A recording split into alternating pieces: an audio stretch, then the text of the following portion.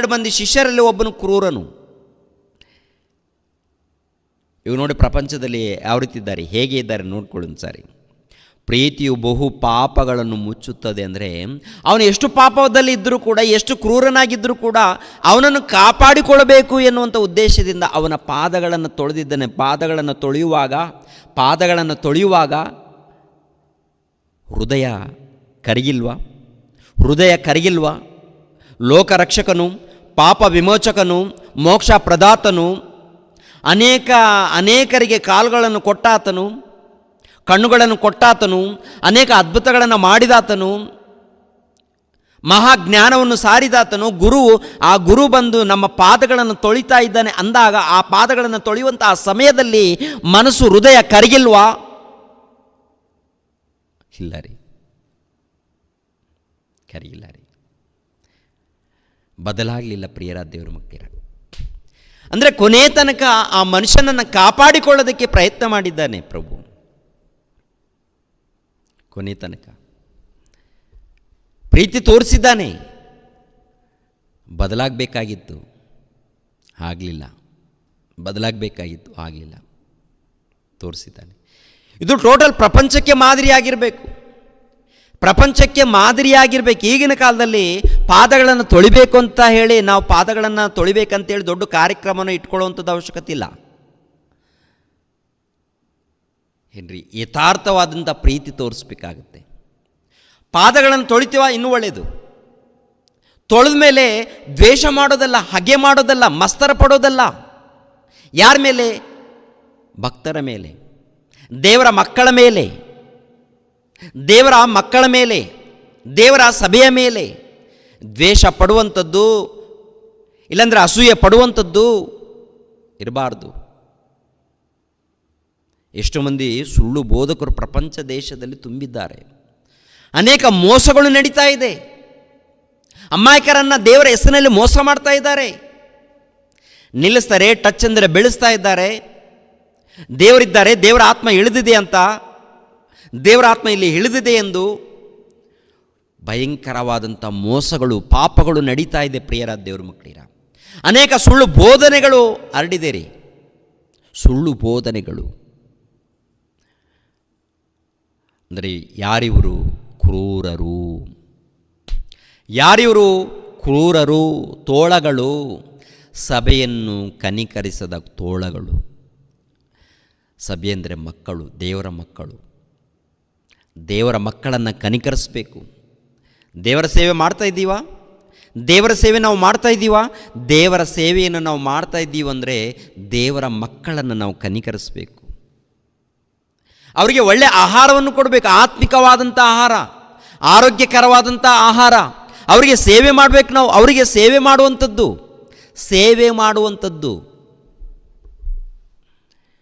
ಪ್ರಿಯರಾದ ದೇವರ ಮಕ್ಕಳಿರ, ಸೇವೆ ಮಾಡುವಂಥದ್ದು ಅಂದರೆ ವಾಕ್ಯ ಹೇಳೋದು ಮಾತ್ರವಲ್ಲ, ವಾಕ್ಯ ಹೇಳಬೇಕು, ಉಪಚಾರನೂ ಕೂಡ ಮಾಡಬೇಕಂತ ಹೇಳ್ತಾರೆ. ನಾವೇನು ಮಾಡ್ತೀವಿ ಅಂತ ನೋಡುವಾಗ ಉಪಚಾರವನ್ನು ಮಾಡಿಸ್ಕೊಳ್ತೀವಿ ನಾವು. ಎಲ್ಲ ಬೋಧಕರು ಏನು ಮಾಡ್ತಾರೆ ಅಂದರೆ ಉಪಚಾರವನ್ನು ಮಾಡಿಸ್ಕೊಳ್ತಾರೆ. ಉಪಚಾರವನ್ನು ಮಾಡೋರು ಯಾರು? ಸೇವೆ ಮಾಡೋರು ಯಾರು? ಸೇವೆ ಮಾಡುವಂಥ ಸೇವಕರು ಯಾರು? ಪಾದಗಳನ್ನು ತೊಳಿತಾರೆ, ಆನಂತರ ರಕ್ತವನ್ನು ಕುಡಿತಾರೆ.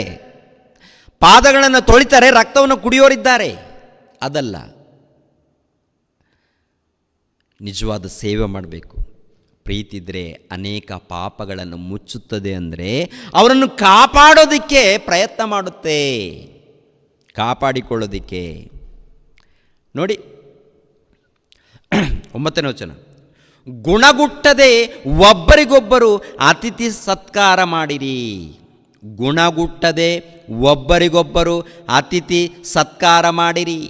ಅತಿಥಿನೇ ಇಲ್ಲ, ಸತ್ಕಾರನೂ ಇಲ್ಲ. ಅಂದರೆ ಕೇವಲ ಬೋಧನೆ ಹೇಳೋದಕ್ಕೆ ಮಾತ್ರ ನಿಲ್ತಾರೆ.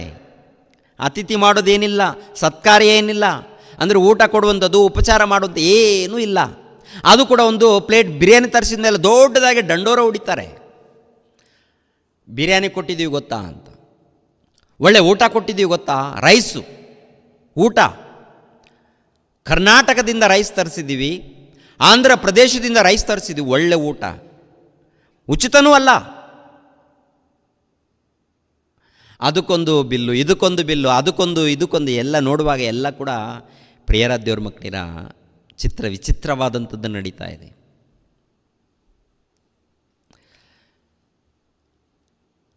ದೇವರ ಸೇವೆ ಅಂದರೆ ಏನು? ದೇವರ ಪ್ರೀತಿ ಅಂದರೆ ಏನು? ಅದಕ್ಕೆ ಯೇಸುಪ್ರಭು ಪಾದಗಳನ್ನು ತೊಳೆದು ತೋರಿಸಿದ್ದಾರೆ. ನೀವು ಕೂಡ ಹೀಗೇನೆ ಮಾಡಬೇಕು. ಪಾದಗಳನ್ನು ತೊಳೆಯೋದು ಮಾತ್ರವಲ್ಲ, ಅವರು ಖಂಡಿತವಾಗಿ ಯಥಾರ್ಥವಾಗಿ ಪ್ರೀತಿಸಬೇಕು. ಯಥಾರ್ಥವಾಗಿ ಪ್ರೀತಿಸಬೇಕು ಅಂದರೆ ಅವರ ತಪ್ಪುಗಳನ್ನು ಎತ್ತು ತೋರಿಸುವಂಥದ್ದಲ್ಲ, ಪ್ರಜೆಗಳ ಮಧ್ಯದಲ್ಲಿ ತೋರಿಸುವಂಥದ್ದಲ್ಲ.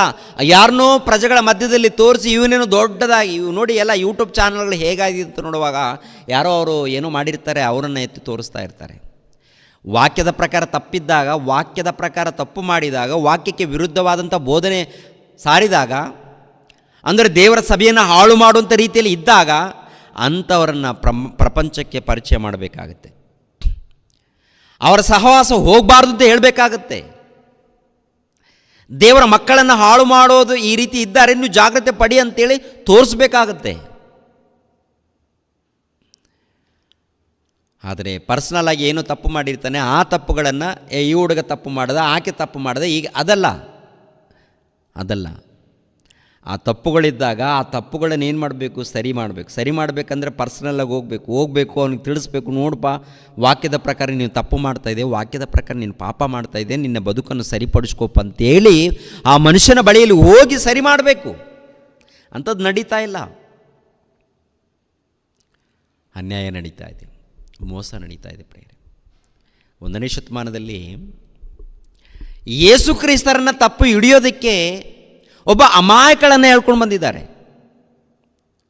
ಅಂದರೆ ತನ್ನ ದೇಹವನ್ನು ಮಾರಿಕೊಂಡು ಏನೋ ಜೀವನ ಮಾಡ್ತಾ ಇದ್ದಾಳೆ, ವ್ಯಭಿಚಾರ. ಆಕೆಯನ್ನು ಹೇಳ್ಕೊಂಡು ಬಂದು ಪ್ರಭು ಬಳಿಯಲ್ಲಿ ಏನು ಮಾತನಾಡ್ತಾ ಇದ್ದಾರೆ ಒಂದು ಸರಿ ನೋಡಿ. ಯೋಹಾನನು ಬರೆದ ಸುವಾರ್ತೆ 8ನೇ ಅಧ್ಯಾಯ ಏನ್ರಿ? ಯೋಹಾನನು ಬರೆದ ಸುವಾರ್ತೆ 8ನೇ ಅಧ್ಯಾಯ 4ನೇ ವಚನ. ಬೋಧಕನೇ, ಈ ಹೆಂಗಸು ವ್ಯಭಿಚಾರ ಮಾಡುತ್ತಿರುವಾಗಲೇ ಕೈಗೆ ಸಿಕ್ಕಿದಳು.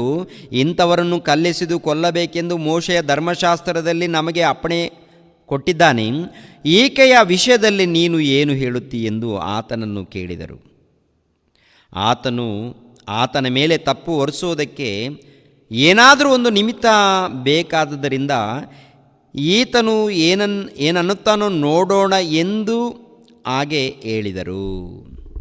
ಒಟ್ಟಲ್ಲಿ ಯೇಸು ಕ್ರಿಸ್ತರ ಬಳಿಯಲ್ಲಿ ಆಕೆಯನ್ನು ಹೇಳ್ಕೊಂಡು ಬಂದಿದ್ದಾರೆ. ಬೋಧಕನೇ, ಈಕೆ ಪಾಪ ಮಾಡುವಾಗ ನಾವು ಇಟ್ಕೊಂಡಿದ್ದೀವಿ, ನೀನೇನು ಹೇಳ್ತೀಯ? ಧರ್ಮಶಾಸ್ತ್ರದ ಪ್ರಕಾರ ಈಕೆಯನ್ನು ಕಲ್ಲೆಸೆದು ಕೊಂದಾಗಬೇಕಂತಿರುತ್ತೆ, ನೀವೇನು ಹೇಳ್ತೀರಾ?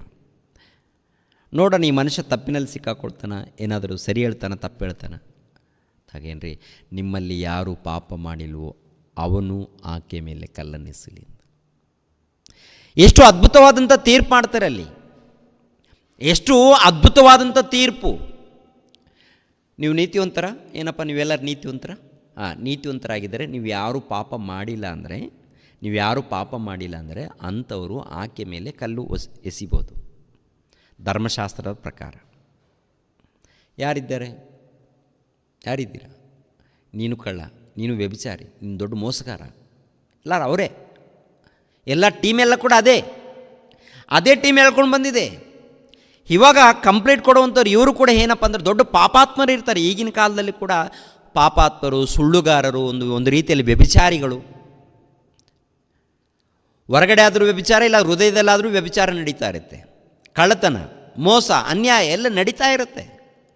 ಇವರು ಬಂದು ಇನ್ನೊಬ್ಬರ ತಪ್ಪುಗಳನ್ನು ತೋರಿಸ್ತಾ ಇರ್ತಾರೆ.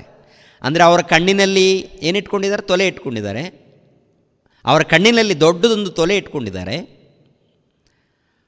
ಧೂಳು ನೋಡಿ, ಚಿಕ್ಕದು ರವೆ ಇರುತ್ತಲ್ಲ, ಅಂದರೆ ಚಿಕ್ಕ ಪಾಪ ಇರುತ್ತೆ ನೋಡಿ, ಚಿಕ್ಕ ಪಾಪ ಎಲ್ಲೋ ಮಾಡಿರ್ತಾರೆ, ತಪ್ಪು ಮಾಡಿರ್ತಾರೆ ನೋಡಿ, ಅದನ್ನು ತೋರಿಸ್ತಾ ಇರ್ತಾರೆ, ಎತ್ತಿ ತೋರಿಸ್ತಾ ಇರ್ತಾರೆ. ನೀನು ದೊಡ್ಡ ಪಾಪಿ, ನೀನು ಪಾಪ ಮಾಡಿದ್ದೆ, ನೀನು ದೊಡ್ಡ ಪಾಪ ಮಾಡಿದೆ ಅಂತ. ಅಂದರೆ ಯಾರು ತೋರಿಸ್ತಾರೆ ಅಂತ ನೋಡುವಾಗ ದೊಡ್ಡ ತೊಲೆಯನ್ನು, ಅಂದರೆ ಈ ಮನೆಯಲ್ಲಿ ದೊಡ್ಡ ಚಾವಣಿ ಹಾಕಿರ್ತಾರೆ ನೋಡಿ, ಆ ತೊಲೆಯನ್ನು ಇಟ್ಕೊಂಡು ನಿನ್ನ ಕಣ್ಣಲ್ಲಿ ರವೆ ಇದೆ ಅಂದರೆ ಇವನೇ ದೊಡ್ಡ ಪಾಪಾತ್ಮನು. ಈ ಪಾಪಾತ್ಮನು ಬಂದು ಇನ್ನೊಬ್ಬ ಪಾಪಿಗೆ ಹೇಳ್ತಾನಂತೆ. ಅದೇ ಈ ಟೋಟಲ್ ಪ್ರಪಂಚದಲ್ಲಿ ನಡೆಯುವಂಥದ್ದು ಅದೇ. ಎಲ್ಲರೂ ಕೂಡ ಹೇಗಿದ್ದಾರೆ ಅಂತ ನೋಡುವಾಗ ಇವನು ನೀತಿವಂತನಂತ ತೋರಿಸ್ಕೊಳ್ತಾನೆ, ಅವನು ದೊಡ್ಡ ಭಕ್ತನಂತ ತೋರಿಸ್ಕೊಳ್ತಾನೆ, ಅವನು ದೊಡ್ಡ ಭಕ್ತನಂತ ತೋರಿಸ್ಕೊಳ್ತಾನೆ. ಮಾಡೋದೆಲ್ಲ ಕೂಡ ತಪ್ಪುಗಳೇ, ಸ್ವಾರ್ಥ, ಕಪಟ ಪ್ರೀತಿ, ಸರಿ ಇಲ್ಲ ರೀ. ಪ್ರಪಂಚ ಹಾಳಾಗಿದೆ. ಇಂಥ ಪ್ರಪಂಚವನ್ನು, ಇಂಥ ಸಮಾಜವನ್ನು ಕಾಪಾಡಬೇಕಾದ್ರೆ ಯಾರು ಬರಬೇಕು? ಯೇಸು ಕ್ರಿಸ್ತರು. ಯೇಸು ಕ್ರಿಸ್ತರ ಗುಣ ಉಳ್ಳವರು ಬರಬೇಕು. ಯೇಸು ಕ್ರಿಸ್ತರ ಗುಣ ಉಳ್ಳವರು ಬೇಕು ಈ ಸಮಾಜಕ್ಕೆ. ಯೇಸು ಕ್ರಿಸ್ತರ ಹಾಗೆ ಕಾಪಾಡೋರು ಬೇಕು. ಯೇಸು ಕ್ರಿಸ್ತರ ಹಾಗೆ ಪ್ರೀತಿ ತೋರಿಸೋರು ಬೇಕು. ಯೇಸು ಕ್ರಿಸ್ತರ ಹಾಗೆ ಪ್ರೀತಿ ತೋರಿಸುವಂಥ ಕ್ರೈಸ್ತರೇ ಅನೇಕ ತಪ್ಪುಗಳು ಮಾಡುವಾಗ, ಅನೇಕ ಅನ್ಯಾಯ ಮಾಡುವಾಗ, ದೋಚಿಕೊಳ್ಳುವಾಗ, ಮೋಸ ಮಾಡುವಾಗ ಇನ್ಯಾರು ಈ ಸಮಾಜವನ್ನು ಕಾಪಾಡ್ತಾರೆ? ಇನ್ಯಾರು ಸಮಾಜವನ್ನು ಕಾಪಾಡ್ತಾರೆ? ಎಣ್ಣೆ ಬಾಟಲ್ ಇಟ್ಕೊಂಡು ದೇವರ ಒಂದು ಪ್ರಾರ್ಥನೆ ಮಾಡಿದ್ದು ಅಂತೇಳಿ ಎಣ್ಣೆ ಬಾಟಲ್ಗಳನ್ನು ಮಾರಾಟ ಮಾಡ್ತಾರೆ, ಖರ್ಚಿಪ್ಪುಗಳನ್ನು ಮಾರಾಟ ಮಾಡ್ತಾರೆ, ಉಪ್ಪು ಪಾಕೆಟ್ಗಳನ್ನು ಮಾರಾಟ ಮಾಡ್ತಾರೆ. ನಿಮ್ಮ ಬಳಿಯಲ್ಲಿ ಬರಬೇಕಂದ್ರೆ ಹಣ ಕೊಡಬೇಕಂತ ಕೇಳ್ಕೊಳ್ತಾರೆ. ಹೊರಗಡೆ ಬಂದ ಮೇಲೆ ಸುವಾರ್ತೆ ಹೇಳುವಾಗ ಮಾತ್ರ ನಾವು ಪ್ರೀತಿಸಬೇಕಂತ ದೊಡ್ಡದಾಗಿ ಹೇಳ್ಕೊಳ್ತಾರೆ. ಮಾಡೋದೆಲ್ಲ ಕೂಡ ತಪ್ಪುಗಳು, ಮಾಡೋದೆಲ್ಲ ಕೂಡ ಅನ್ಯಾಯಗಳು, ದರೋಡೆಗಳು, ಮೋಸಗಳು. ಸಮಾಜ ಉದ್ಧಾರ ಆಗುತ್ತಾ? ಸಮಾಜ ಉದ್ಧಾರ ಮಾಡ್ತಾರಾ? ಯೇಸು ಕ್ರಿಸ್ತರು ನೋಡಬೇಕು. ಇಸ್ಕರಿಯೋತ ಯೂದನು ಹಿಡಿದು ಕೊಡ್ತಾನಂತ ಗೊತ್ತಿದ್ದರೂ ಕೂಡ ಆತನ ಪಾದಗಳನ್ನು ತೊಡೆದಿದ್ದಾನೆಂದರೆ ಆ ಪ್ರೀತಿ ಇದೆ ನೋಡ್ರಿ, ನಿಜವಾದ ಅದ್ಭುತವಾದಂಥ ಪ್ರೀತಿ ಪ್ರಿಯರೇ. ಅದ್ಭುತವಾದಂಥ ಪ್ರೀತಿ, ಶ್ರೇಷ್ಠವಾದಂಥ ಪ್ರೀತಿ, ಕಪಟವಿಲ್ಲದಂಥ ಪ್ರೀತಿ, ಆರೋಗ್ಯಕರವಾದಂಥ ಪ್ರೀತಿ, ಕಾಪಾಡುವಂಥ ಪ್ರೀತಿ, ಅದು ಯೇಸು ಕ್ರಿಸ್ತರಲ್ಲಿರುವಂಥ ಪ್ರೀತಿ ಪ್ರತಿ ಕ್ರೈಸ್ತರಲ್ಲಿರಬೇಕು. ಪ್ರೀತಿ ಇದೆ ಅಂತೀವಿ, ಆದರೆ ಲೋಕದಲ್ಲಿ ನೋಡುವಾಗ, ತೋರಿಸುವಾಗ ಕಪಟ ಪ್ರೀತಿ ತೋರಿಸ್ತಾ ಇರ್ತೀವಿ. ಒಬ್ಬರಂದರೆ ಒಬ್ರಿಗೆ ಹಾಗಲ್ಲ, ಒಬ್ಬರ ಮೇಲೆ ಒಬ್ಬರು ಚಾಡಿಗಳು, ಇಲ್ಲಾಂದರೆ ಇನ್ನೊಂದು ರೀತಿಯಲ್ಲಿ ಮೋಸಗಳು, ಇನ್ನೊಂದು ರೀತಿಯಲ್ಲಿ ಅನ್ಯಾಯಗಳು. ಹಾಗೆ ಇದ್ದರೆ ಸಹೋದರರನ್ನು ನಾವು ಯಾರು ಕೂಡ ಪರಲೋಕಕ್ಕೆ ಹೋಗಲ್ಲ. ನಾವು ಎಲ್ಲರನ್ನ ಪ್ರೀತಿಸಬೇಕು ಅಂತ ಹೇಳ್ತಾರೆ. ಕಪಟ ಪ್ರೀತಿ ಅಲ್ಲ, ನಿಸ್ವಾರ್ಥವಾದಂಥ ಪ್ರೀತಿ. ಹೊಟ್ಟೆಕಿಚ್ಚು ಪಡುವಂಥದ್ದೂ ಅಲ್ಲ, ಅಸೂಯೆ ಪಡುವಂಥದ್ದೂ ಅಲ್ಲ. ಪ್ರತಿ ಕ್ರೈಸ್ತರು ಯೇಸು ಕ್ರಿಸ್ತರು ತೋರಿಸಿರುವಂಥ ಪ್ರೀತಿಯನ್ನು ಈ ಸಮಾಜಕ್ಕೆ ಪರಿಚಯ ಮಾಡಬೇಕು ಅಂತ ಹೇಳ್ತಾರೆ. ಪರಿಚಯ ಮಾಡಬೇಕು ಅಂತ ಹೇಳ್ತಾರೆ.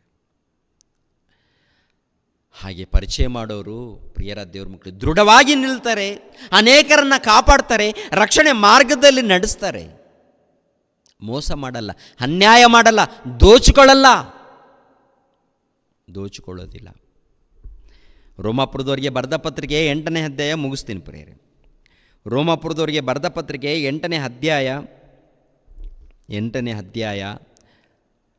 35ನೇ ವಚನವನ್ನು, ಕ್ರಿಸ್ತನ ಪ್ರೀತಿಯಿಂದ ನಮ್ಮನ್ನು ಅಗಲಿಸುವವರು ಯಾರು?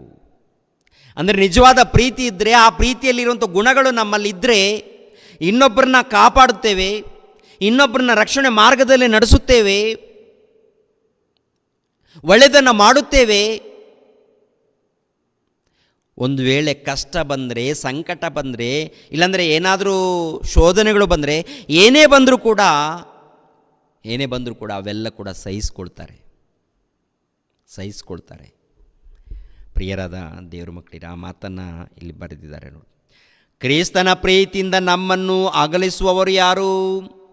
ಕಷ್ಟವೋ, ಸಂಕಟವೋ, ಹಿಂಸೆಯೋ, ಅನ್ನವಿಲ್ಲದಿರುವುದು, ವಸ್ತ್ರವಿಲ್ಲದಿರುವುದು, ಗಂಡಾಂತರವೋ, ಖಡ್ಗವೋ. ಯಾವುದು ನಮ್ಮನ್ನು ಕ್ರಿಸ್ತನಿಂದ ಅಗಲಿಸುತ್ತೆ, ದೂರ ಮಾಡುತ್ತೆ? ಯಾವುದದು ದೂರ ಮಾಡುವಂಥದ್ದು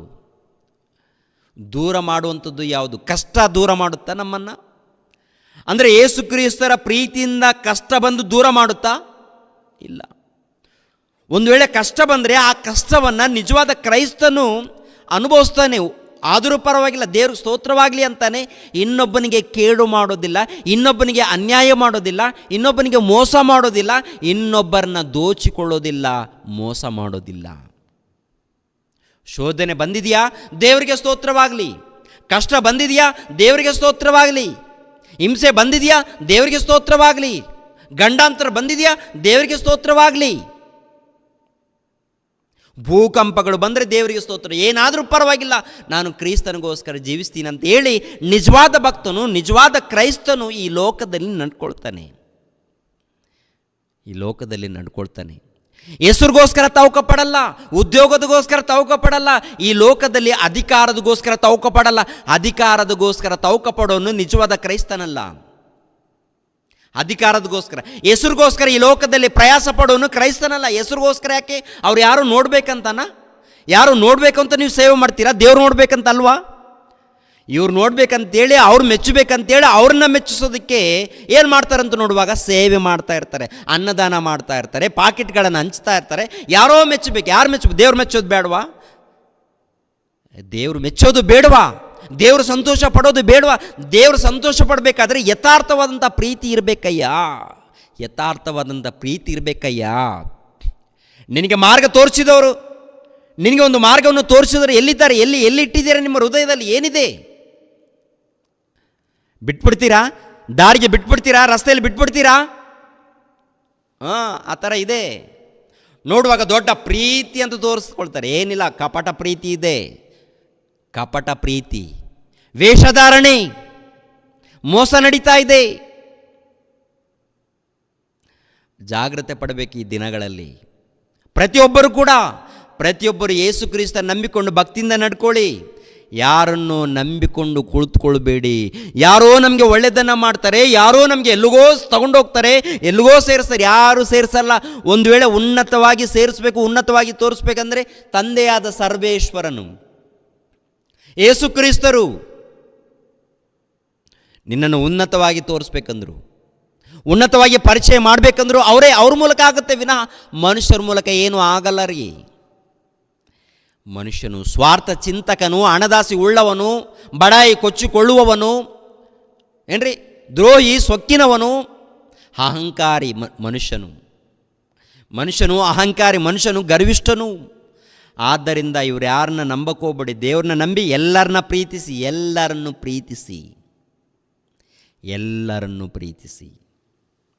ಪ್ರಿಯರಾದ ದೇವರ ಮಕ್ಕಳಿರ, ನೋಡಿ ಈ ಮಾತಲ್ಲಿ ಕ್ರಿಸ್ತನ ಪ್ರೀತಿಯಿಂದ ನಮ್ಮನ್ನು ಅಗಲಿಸುವವರು ಯಾರು?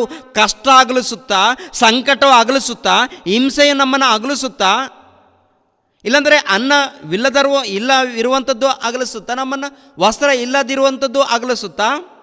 ಇಲ್ಲ.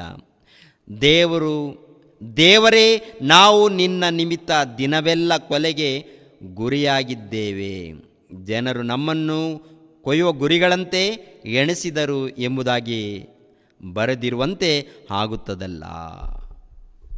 ಅಪೊಸ್ತಲನಾಗಿರುವಂಥ ಪೌಲನು ರೋಮಾಪುರದವರಿಗೆ ಬರೆದ ಪತ್ರಿಕೆಯಲ್ಲಿ ಮಾತನ್ನು ಬಳಸಿದ್ದಾರೆ. ಅಂದರೆ ಕ್ರಿಸ್ತನ ಪ್ರೀತಿಯಿಂದ ನಮ್ಮನ್ನು ಯಾರು ಕೂಡ ಅಗಲಿಸೋಕ್ಕೆ ಸಾಧ್ಯನೇ ಇಲ್ಲ. ಅಂದರೆ ಆ ಪ್ರೀತಿಯಲ್ಲಿ ಏನಿದೆ? ಕಾಪಾಡುವಂಥದ್ದು, ಆ ಪ್ರೀತಿಯಲ್ಲಿ ಕರುಣಿಸುವಂಥದ್ದು, ಇನ್ನೊಬ್ಬರನ್ನ ರಕ್ಷಣೆ ಮಾರ್ಗದಲ್ಲಿ ನಡೆಸುವಂಥದ್ದು. ಅದು ಪ್ರತಿಯೊಬ್ಬರೂ ಕೂಡ ಕಲಿಬೇಕಾ? ಪ್ರತಿ ಕ್ರೈಸ್ತರು ಕಲಿಬೇಕಾ? ಪ್ರತಿ ಕ್ರೈಸ್ತರು ಪಾಲಿಸಬೇಕಾ? ಪ್ರತಿ ಕ್ರೈಸ್ತರು ಪಾಲಿಸ್ಬೇಕಿದನ್ನು. ಕ್ರಿಸ್ತನ ಪ್ರೀತಿಯನ್ನು ಹೃದಯದಲ್ಲಿ ತುಂಬಿಸ್ಕೊಳ್ಬೇಕು. ಆ ಪ್ರೀತಿಯನ್ನು ಪರಿಚಯ ಮಾಡಬೇಕು. ಆ ಪ್ರೀತಿಯನ್ನು ಪರಿಚಯ ಮಾಡಿದರೆ ದ್ವೇಷ ಎನ್ನುವಂಥದ್ದು, ಹಗೆ ಎನ್ನುವಂಥದ್ದು, ಹೊಟ್ಟೆ ಕಿಚ್ಚು ಎನ್ನುವಂಥದ್ದು ಇವೆಲ್ಲ ಕೂಡ ಇರೋದಿಲ್ಲ. ಇವು ತುಂಬಿಕೊಂಡಿದೆ ಹೃದಯದಲ್ಲಿ ಅಂದರೆ ನೀನು ಕ್ರಿಸ್ತನಿಗೆ ವಿರೋಧಿಯಾಗಿದ್ದೀಯ ಅಂತ ಅರ್ಥ. ಕ್ರಿಸ್ತನಿಗೆ ವಿರೋಧಿ. ಪ್ರಿಯರಾದ ದೇವರ ಮಕ್ಕಳಿರ, ಈ ಕೊನೆಯ ದಿನಗಳಲ್ಲಿದ್ದೀವಿ. ನಿಮ್ಮ ಭಕ್ತಿ ಜಾಗೃತಿ ಇರಲಿ, ನಿಮ್ಮ ನಂಬಿಕೆ ಜಾಗೃತಿ ಇರಲಿ. ಎಲ್ಲರನ್ನೂ ಪ್ರೀತಿಸಿ, ಯಾರನ್ನು ನಂಬಿಕೊಂಡು ಕುಳಿತುಕೊಳ್ಬೇಡಿ. ಎಲ್ಲರನ್ನೂ ಪ್ರೀತಿಸಿ. ನಿಮ್ಮಿಂದ ಏನಾಗುತ್ತೆ ಅದನ್ನು ಮಾಡಿ. ದೇವರ ಸುವಾರ್ತೆ ಮಾಡಿ, ಯಥಾರ್ಥವಾಗಿ ದೇವರ ಸುವಾರ್ತೆಯನ್ನು ಮಾಡಿ. ದೇವರ ಪ್ರೀತಿಯನ್ನು ಯಥಾರ್ಥವಾಗಿ ಸಾರಿ. ಯಾರೋ ನಮ್ಮನ್ನು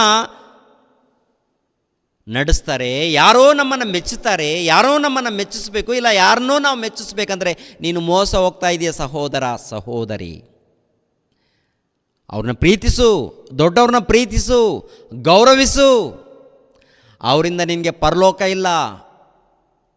ಯಾರಿಂದ ನಿನಗೆ ಪರಲೋಕ ಇಲ್ಲ? ದೇವರ ಮೂಲಕ ನಿನಗೆ ಪರಲೋಕ ಇದೆ. ದೇವರ ಮೂಲಕ ನಿನಗೆ ಸ್ವರ್ಗ ಇದೆ. ಸ್ವರ್ಗ ಇದೆ. ಆ ಸ್ವರ್ಗವನ್ನು ಪಡ್ಕೊಳ್ಬೇಕಾದರೆ ಯೇಸು ಕ್ರಿಸ್ತರ ಮಾರ್ಗ, ಈ ಮಾರ್ಗದಲ್ಲಿ ಯಥಾರ್ಥವಾಗಿ ನಡಿಬೇಕು, ಯಥಾರ್ಥವಾಗಿ ಪ್ರೀತಿಯನ್ನು ತೋರಿಸ್ಬೇಕು. ಕಪಟ ಪ್ರೀತಿ ಇದೆಯಾ, ವೇಷಧಾರಣೆ ಇದೆಯಾ, ಹೊಟ್ಟೆ ಕಿಚ್ಚು ಇದೆಯಾ, ಹಾಗಿದ್ದರೆ ಬೆಂಕಿಯ ಕೊಂಡಕ್ಕೆ ಹೋಗೋದಕ್ಕೆ ನೀನು ರೆಡಿಯಾಗಿದ್ದಿ ಎನ್ನುವಂಥದ್ದು ಮಾತ್ರ ನೀನು ಮರಿಬಾರ್ದು. ಯೇಸು ಕ್ರಿಸ್ತರು ಇಸ್ಕರಿಯೋತ ಯೂದನನ್ನು ಪ್ರೀತಿಸಿದರೆ ಯಾಕೆಂದರೆ ಬದಲಾಗಬೇಕು, ಆನಂತರ ಪ್ರಪಂಚ ಕಲಿಬೇಕು ಅಂತ. ಪ್ರಪಂಚಕ್ಕೆ ಮಾದರಿಯಾಗಿ ತೋರಿಸಿದ್ದಾನೆ. ಮಾದರಿಯಾಗಿ ನಾನು ಯಾವ ರೀತಿ ನಡ್ಕೊಂಡಿದ್ದೀನೋ, ಯಾವ ರೀತಿ ಪ್ರೀತಿಸಿದ್ದೀನೋ, ಯಾವ ರೀತಿ ಶತ್ರುಗಳನ್ನು ಪ್ರೀತಿಸಿದ್ದೀನೋ ಅದೇ ಪ್ರಕಾರ ಪ್ರತಿಯೊಬ್ಬರು ಕೂಡ ನಡ್ಕೊಳ್ಬೇಕು ಅಂತೇಳಿ ಮಾದರಿ ತೋರಿಸಿ ಯೇಸುಪ್ರಭು ಹೋಗಿದ್ದಾರೆ. ಅದೇ ಪ್ರಕಾರ ಪ್ರತಿ ಕ್ರೈಸ್ತರು ಈ ಸಮಾಜಕ್ಕೆ ಮಾದರಿ ತೋರಿಸಿ ಹೋಗಬೇಕಾಗತ್ತೆ. ಜಾಗ್ರತೆ. ಎಲ್ಲರೂ ತಲೆಬಾಗಿಸಿರಿ, ಪ್ರಾರ್ಥನೆ ಮಾಡಿ ಮುಗಿಸುತ್ತೇನೆ. ಪ್ರಿಯ ಪರಲೋಕದಲ್ಲಿದ್ದಂಥ ನಮ್ಮ ತಂದೆಯ ದೇವರೇ, ವಂದನೆಗಳು, ಸ್ತೋತ್ರಗಳು.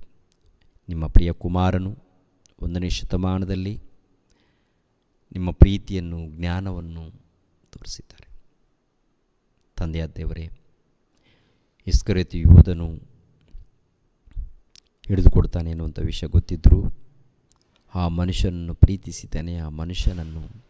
ಆ ಮನುಷ್ಯನ ಪಾದಗಳನ್ನು ಕೂಡ ತೊಳೆದಿದ್ದಾನೆ. ತಂದೆ, ಅದರ ಹಿಂದೆ ಪ್ರೀತಿ. ಈ ಪ್ರೀತಿ ಎಲ್ಲರನ್ನು ಕಾಪಾಡಬೇಕು, ರಕ್ಷಿಸಬೇಕು, ರಕ್ಷಣೆ ಮಾರ್ಗದಲ್ಲಿ ಪರಲೋಕಕ್ಕೆ ನಡೆಸಬೇಕು ಎನ್ನುವಂಥದ್ದು. ಪ್ರತಿಯೊಬ್ಬರೂ ತಂದೆಯ ದೇವರೇ ನಿಮ್ಮ ಮಾತುಗಳನ್ನು ಕೇಳಿ ನಿಮ್ಮ ವಾಕ್ಯಕ್ಕೆ ವಿಧೇಯರಾಗಿ ಭಯ ಭಕ್ತಿಯಿಂದ ಜೀವಿಸುವಂತೆ ಸಹಾಯ ಮಾಡಿ. ಯೇಸು ಪವಿತ್ರ ನಾಮದಲ್ಲಿ ಬೇಡ್ತಾ ಇದ್ದೀನಪ್ಪ ತಂದೆಯೇ, ಆಮೇನ್. ಎಲ್ಲರಿಗೂ ವಂದನೆಗಳು.